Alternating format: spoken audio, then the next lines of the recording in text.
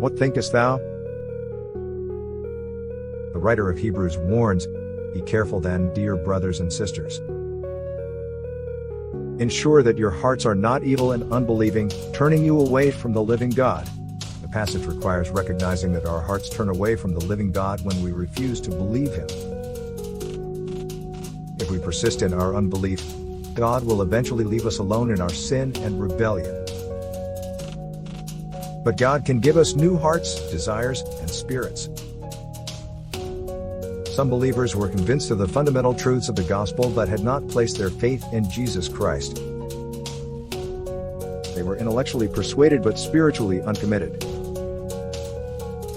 They have the same potential characteristics as the generation which did not see the promised land. They were brought out of Egypt with the fullest assurance of blessing, prosperity, and eternal rest.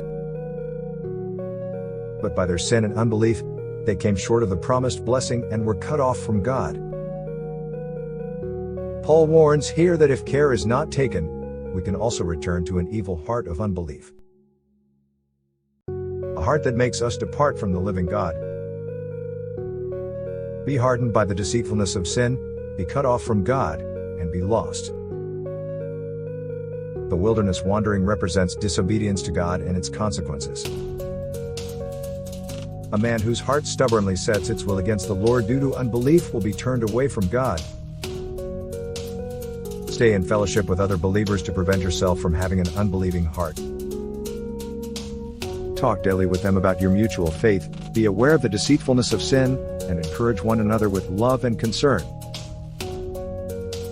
Or what thinkest thou?